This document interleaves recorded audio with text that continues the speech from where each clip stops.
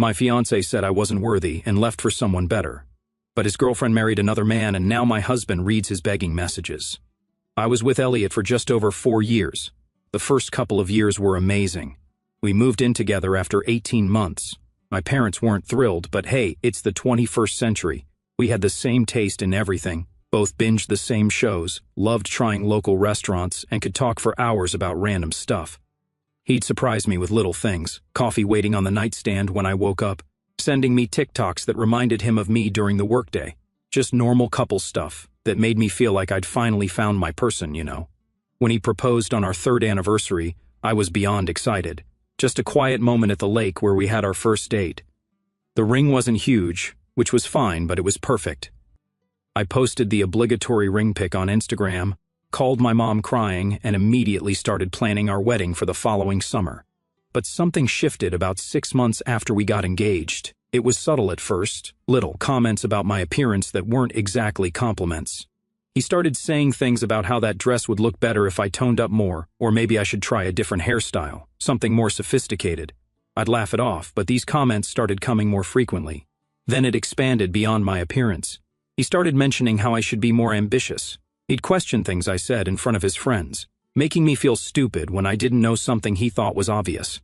He even started making comments about my family being too simple, and how I needed to elevate myself if I was going to be his wife. I wish I could say I immediately stood up for myself, but I didn't. Instead, I started believing him. I changed my hair, bought new clothes, started working longer hours. I even took online courses because he said I needed to be more cultured. Looking back, it's embarrassing how much I tried to change for him. But when you love someone, sometimes you don't see how toxic things have become until you're drowning in it. The breaking point came 3 months before our wedding. We were talking about final details when he made a comment about my dress, which he hadn't seen. I'm traditional that way. He said his mom was worried I'd choose something expected rather than classy enough. When I asked what that meant, he just unleashed. He went on this rant about how he'd been settling and was starting to realize I wasn't wife material for someone like him. He said his family had concerns about me being able to represent him properly in social circles.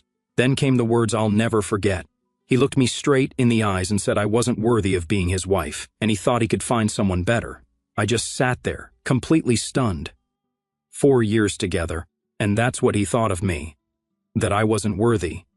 Who even says that to someone they supposedly love? I didn't cry. I didn't scream. I just laughed. It wasn't intentional, it just bubbled up from somewhere deep inside me. The absurdity of it all hit me at once. This man, who I'd been trying so hard to please for months, was telling me I wasn't good enough when the reality was, he wasn't worthy of me. My laugh obviously wasn't the reaction he expected. He looked confused, then angry, demanding to know what was so funny. I just shook my head and told him he was right. We shouldn't get married, but not because I wasn't worthy, because I deserved better than someone who made me feel like I was never enough. I grabbed my purse, walked out of our apartment, and went straight to my best friend Monica's place. The tears came later that night. 4 years is a long time to invest in someone, and realizing it was over hit me hard. But underneath the sadness was this weird sense of relief. Like I'd been carrying this heavy backpack and someone had finally taken it off. Elliot called and texted constantly over the next few days. At first angry, calling me dramatic, and saying I was overreacting, then apologetic, saying he didn't mean it and was just stressed about the wedding, finally condescending again, telling me I was making a huge mistake and would regret walking away from him. I stayed with Monica for 2 weeks while figuring out next steps. Canceling the wedding was a nightmare. PSA, wedding insurance is worth every penny, y'all. But my friends were amazing. They helped contact vendors, return gifts, and break the news to guests. My parents were supportive too, though I could tell my mom was worried about what people would think. Small-town gossip is brutal. The hardest part was going back to get my things. I deliberately went when I knew he'd be at work, but he showed up halfway through my packing. He switched between begging me to reconsider and coldly telling me I was making the biggest mistake of my life. He actually said, "Good luck finding someone else at your age," as if 29 is ancient. LOL. What struck me most was how he seemed more concerned about appearances than losing me. He kept saying things like, "Everyone's going to be talking about this, and my family has already told everyone about the wedding." Not once did he say he loved me or would miss me. That's when I knew for sure I was making the right choice. I found a small apartment, across town, and threw myself into making it my own space. It was the first time I'd lived completely alone, and honestly, it was freeing. I could decorate however I wanted, watch whatever shows I liked without commentary, and just exist without being evaluated. The first month was rough. I'd wake up reaching for him or think of something I wanted to tell him before remembering we weren't together anymore. But slowly, I started rediscovering parts of myself that had gotten lost in our relationship. I picked up hobbies I'd abandoned because he found them childish. I reconnected with friends I'd drifted away from because he didn't click with them. About 6 weeks after the breakup, I heard through mutual friends that Elliot was telling people I'd had some kind of mental breakdown, and that's why I ended things. Classic Elliot, rewriting history to protect his ego. I considered setting the record straight, but realized it didn't matter what people thought. The people who mattered knew the truth. What surprised me most was how many messages I got from friends checking on me and offering support. Several people confided that they'd noticed how Elliot spoke to me and had been concerned. One of his cousins even reached out to say she was proud of me for walking away. That validation helped on days when I second-guessed my decision. Through all this, Elliot's texts became less frequent but more manipulative. He'd send things like, "Just saw your favorite movie is playing at the theater," or "Remember, that restaurant we always wanted to try? Finally went there today." Never an apology, just weird breadcrumbs like he was trying to remind me of what I was missing. I didn't respond to any of them. It's been 3 months now since that night, and I can honestly say I'm doing better than expected. My apartment feels like home. I've been doing better at work. Turns out I am ambitious when I'm not being told my job isn't good enough. I've even started dating again. Nothing serious, just coffee meetups to remind myself there are decent men out there. I still have moments where I miss what we had. 4 years is a long time, and not all of it was bad. But then I remember his face when he told me I wasn't worthy, and I know I made the right choice. So that's where I am now. Single at 29, starting over, and surprisingly okay with it. I don't know what's next, but for the first time in a long time, I'm excited to find out. First update. Hey Reddit, it's been about 8 months since my original post, and wow, so much has happened that I felt like I needed to update y'all. First, thank you for all the supportive comments. I read every single one, even if I couldn't respond to them all. You guys really helped me during a really tough time. So where to begin? I guess I'll start with Elliot. About a month after my last post, I heard through our mutual friends that he was seeing someone new. Her name is Daisy, and apparently she's everything I'm not. Comes from money, has some fancy job in the city, commutes about an hour each way, and according to Monica, who ran into them, dresses like she walked out of a magazine. Initially, this news hit me harder than I wanted to admit, even though I knew he wasn't right for me. There's something uniquely painful about seeing how quickly someone can replace you after 4 years together. I had a bit of a setback when I first heard about them, spent a weekend feeling sorry for myself, scrolling through old photos, and wondering if maybe I should have tried harder to be what he wanted. But then I remembered why we broke up in the first place, that "you are not worthy" comment that showed exactly what he thought of me. No amount of changing myself should be about making yourself worthy of someone else's love. Either they love you for who you are, or they don't deserve you. That's something my therapist helped me realize. Yes, I started therapy after the breakup, and it's been amazing. Anyway, I forced myself to get out of my apartment that Monday and met up with Monica for dinner. She mentioned that her brother was having a birthday gathering that weekend and practically begged me to come. After some persuasion and maybe a glass or two of wine, LOL, I agreed to go. And Reddit, that's where I met Wyatt. He's Monica's brother's best friend from college and was in town for the birthday. We ended up talking most of the night, first in a group setting, and then somehow we found ourselves sitting on the porch swing, having this deep conversation about everything from our favorite podcasts to our biggest fears. There was no pressure, no awkward flirting, just this easy connection that I hadn't felt in maybe ever. I wasn't looking to jump into another relationship. Honestly, I was enjoying my independence and still working through the Elliot breakup. But Wyatt and I exchanged numbers, and he texted the next day, asking if I'd want to grab coffee before he headed back home.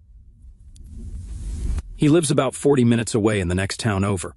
That coffee turned into lunch, which turned into a walk in the park, which turned into dinner. We spent the entire day together, and it felt so easy. He asked thoughtful questions and actually listened to my answers. He talked about his family with this genuine passion, and not once did he make any comment about my appearance, my job, or my potential. He seemed interested in who I actually am, not who I could be. We started dating, long distance if you can call 40 minutes long distance, LOL. He'd come to my town some weekends. I'd go to his others. We had our fair share of awkward early relationship moments, like when his Roomba got stuck under the couch during our third date and started making this unholy screeching noise right when we were having a serious conversation, or when I tried to cook him dinner and set off his smoke detector 3 separate times. But those moments just became things we laughed about rather than sources of tension. About 3 months into dating Wyatt, I ran into Elliot and Daisy at Target. I'd been dreading this moment, imagining I'd feel jealous or inadequate, but when I saw them, the weirdest thing happened. I felt nothing. No jealousy, no anger, not even awkwardness, just this calm recognition that that part of my life was over. We exchanged brief hellos, and I noticed Elliot looking surprised at how comfortable I seemed. Daisy was polite but clearly uncomfortable. The whole interaction lasted maybe 30 seconds, but it felt like a huge personal victory. Later that week, I got my first text from Elliot in months. "It was good to see you. You look well. Would love to catch up sometime as friends." I showed it to Wyatt, who just raised his eyebrows and said, "What do you want to do about it?" Not telling me how to respond, not getting jealous, just supporting whatever I decided. I chose not to respond to Elliot. Some doors are better left closed. As for Wyatt and me, things progressed naturally but not too slowly. After 6 months of dating, he suggested I move in with him since I was spending most weekends at his place anyway. His house is older but has so much character, and he'd been renovating it himself, room by room. The idea of leaving my little apartment was scary. It had been my safe haven after the breakup, but it also felt right. Moving in together was an adjustment, isn't it always? We had to figure out where all my stuff would go in a house that was already fully furnished. We had different ideas about temperature settings. I'm always cold. He's always hot. He leaves his shoes in the middle of the hallway. I leave cabinets open after taking something out. But instead of these differences causing friction like they did with Elliot, they just seemed to balance us out. Through Monica, who remains an excellent source of small-town intelligence, I heard that Elliot and Daisy were getting serious. Apparently, he took her to meet his parents, which was something he and I didn't do until almost 2 years into our relationship. I was surprised by how little this bothered me. If anything, I felt a little sorry for Daisy, wondering if she was experiencing the same subtle put-downs that had eroded my self-esteem. About a month after I moved in with Wyatt, the texts from Elliot started again. Nothing inappropriate exactly, just persistent. "How have you been? Heard you moved. Hope all is well. Remember that band we saw together? They're coming back to town." Each time, I either didn't respond or kept my replies brief and neutral. I didn't tell Wyatt about every message because they seemed so insignificant, but I didn't hide them either. Then came the day Elliot called instead of texting. I was cooking dinner with Wyatt when my phone rang, and I could see it was him.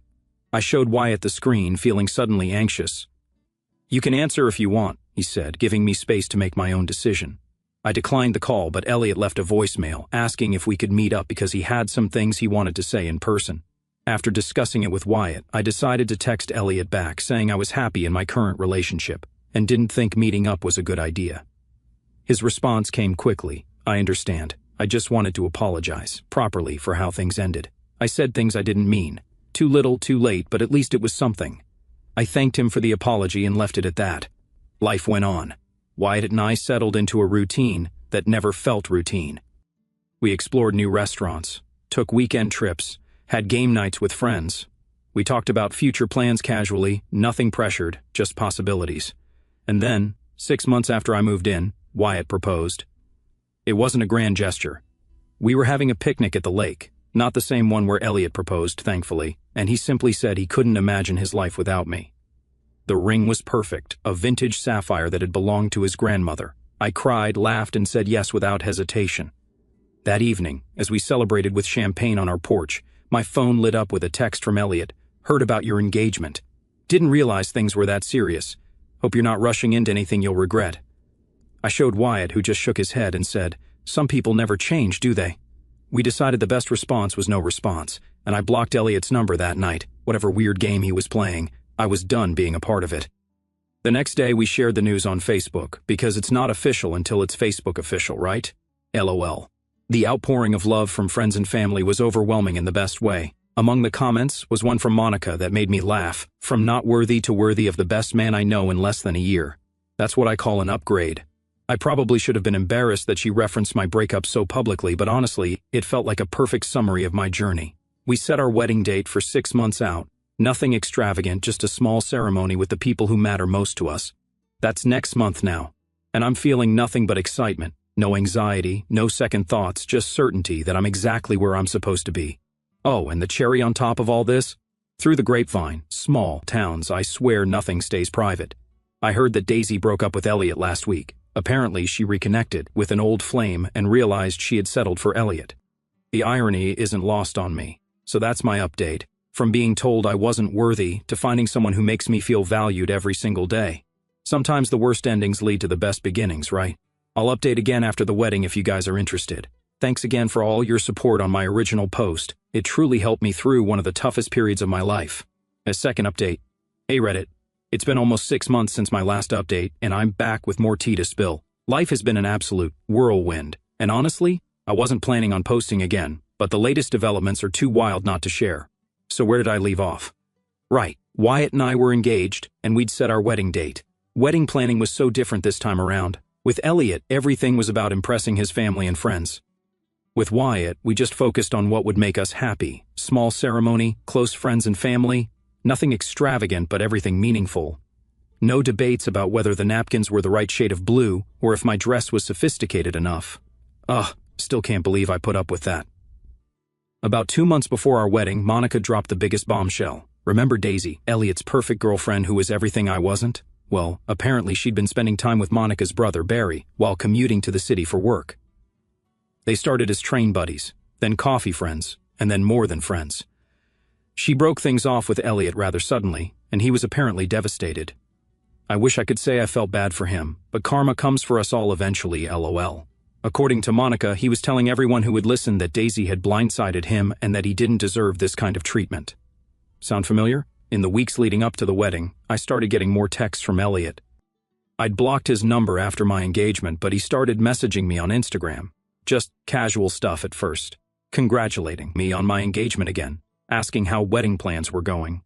I ignored most of them but occasionally sent brief, polite responses. Then the messages got more personal. I've been thinking about us a lot lately, and I realize now I made a huge mistake. I showed Wyatt everything, and he just shook his head. The week before our wedding, the messages increased. Can we talk, just for closure? I'd like to apologize in person for how I treated you. Are you sure you're making the right decision? That last one got me. The audacity of this man to question my decision when he was the one who said I wasn't worthy of being his wife. I stopped responding completely. Our wedding day was perfect in all the imperfect ways that make something real. It rained in the morning, supposedly good luck. My veil got caught on a rosebush during photos, and Wyatt's nephew announced he had to pee right in the middle of our vows, but none of that mattered.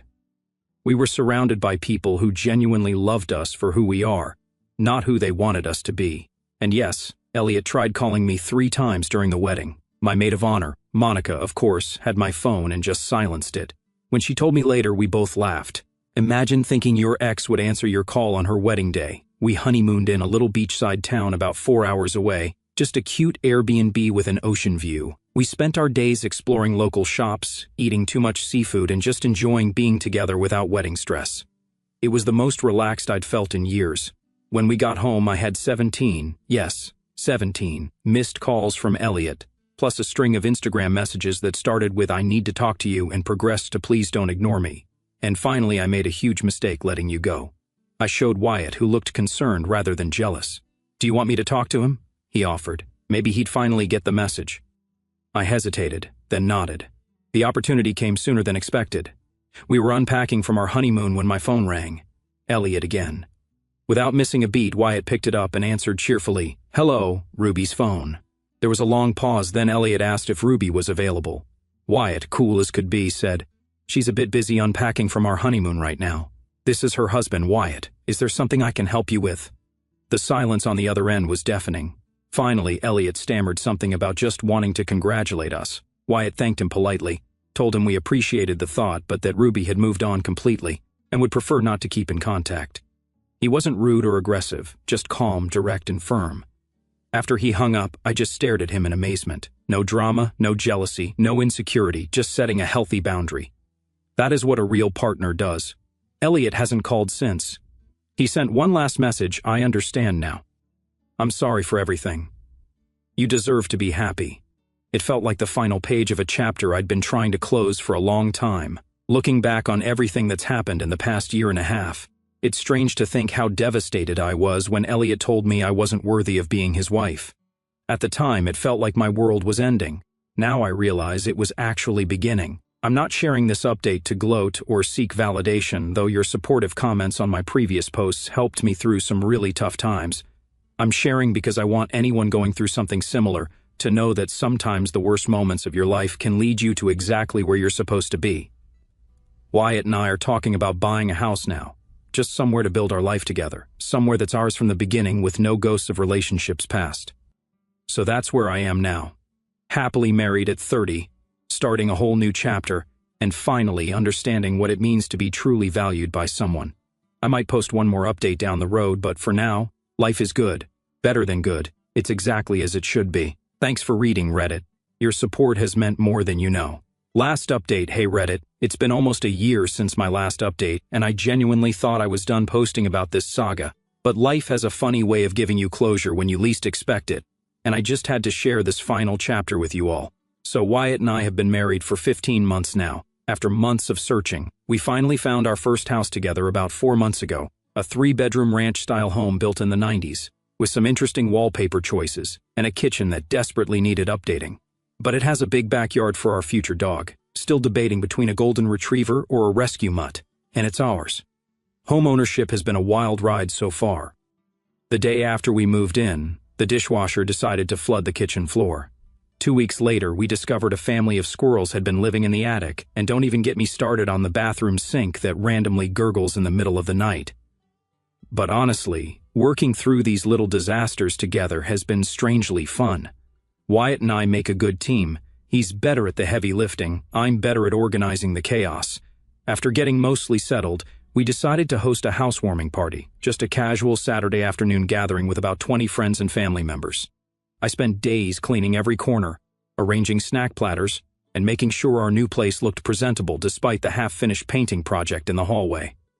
The party was going great. Monica brought her famous buffalo chicken dip, Wyatt's brothers helped set up the new patio furniture, and everyone was mingling comfortably between the living room and backyard. I was in the kitchen refilling the ice when Monica came in with this weird look on her face. She told me that Elliot was outside. Yes, that Elliot, my ex, who wasn't in any way invited to our housewarming party. Apparently, he'd shown up completely unannounced, carrying a bottle of wine and looking slightly disheveled. Monica had intercepted him in the driveway and was trying to figure out how to tell me without causing a scene. My first reaction was annoyance.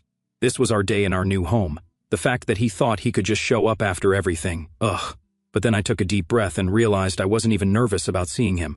That knot in my stomach that used to appear whenever I thought about running into him? Completely gone. I told Monica to let him in. It seemed easier than creating drama by turning him away.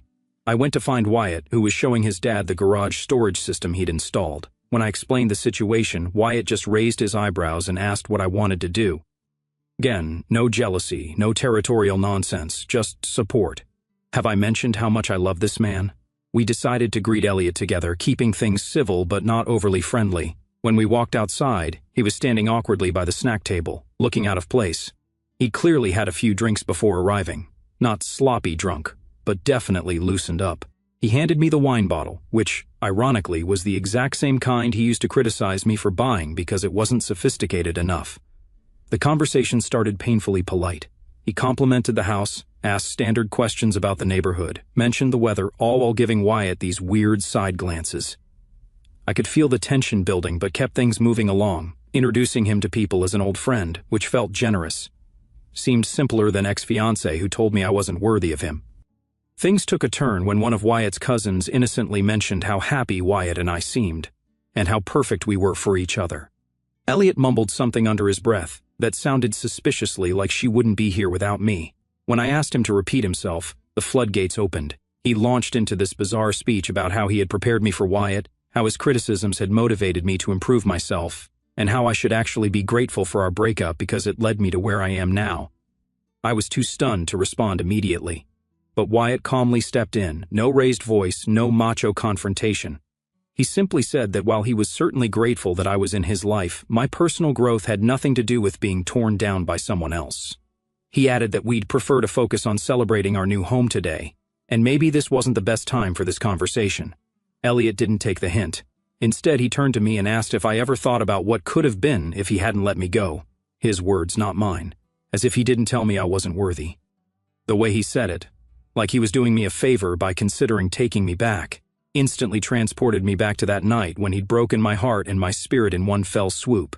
I told him, as gently but firmly as I could, that I never think about what could have been because I'm too busy being grateful for what is, that breaking up was the best thing that could have happened to both of us, and that worthy isn't something someone else gets to decide for you. It's something you realize about yourself. The look on his face was complicated. Surprise, confusion, maybe even a flash of regret. For a moment I thought he might actually understand what I was saying. But then he looked around, at our friends, our home, our life, and something shifted in his expression. He muttered something about how I'd changed, like that was a bad thing, and that I didn't used to be this cold. Before I could respond, Monica stepped in with perfect timing. She mentioned that she'd run into Daisy and Barry last weekend at the farmer's market. Apparently, they're expecting their first baby in the summer, and just bought a house across town. She showed us all a picture on her phone, and they looked genuinely happy. Watching Elliot's face as he processed this information was like watching someone solve a difficult math problem. He seemed genuinely shocked that Daisy had moved on so completely. When Monica casually mentioned that Daisy had told her the relationship with Elliot had been a learning experience, ouch, I thought he might actually explode. Instead, he drained his drink, mumbled something about having another commitment, and headed for the door. Wyatt, ever the gentleman, walked him out while I stayed behind with Monica, both of us trying not to make eye contact until he was gone to avoid bursting into inappropriate laughter. When Wyatt came back, he just shook his head and said Elliot had asked him, man to man, if I was always this stubborn. Wyatt told him he preferred the term self-assured and suggested Elliot take an Uber home since he'd clearly been drinking. The party continued without further drama, though I noticed a few curious glances and definitely heard some whispered conversations. Small-town life. This will probably be local gossip for at least 3 weeks, LOL. The next morning, I woke up to a text from Elliot. I'm sorry for yesterday. I didn't mean to cause a scene. I hope you're happy. Simple, a bit ambiguous, but probably the closest thing to closure I'll ever get from him. I didn't respond. Some conversations are better left ended. So that's it, Reddit. Life isn't perfect, of course. Our roof needs replacing sooner than we thought. We argue about whose turn it is to take out the trash. I still sometimes struggle with the echoes of insecurity that Elliot planted. But through it all, I've learned that worthiness isn't something you earn through changing yourself to please someone else. It's something you recognize when you're finally with people who never questioned it in the first place. Your support, advice, and kind words helped me through some of my darkest days. I won't be posting any more updates for real this time, but I'll be here in the comments if anyone has questions.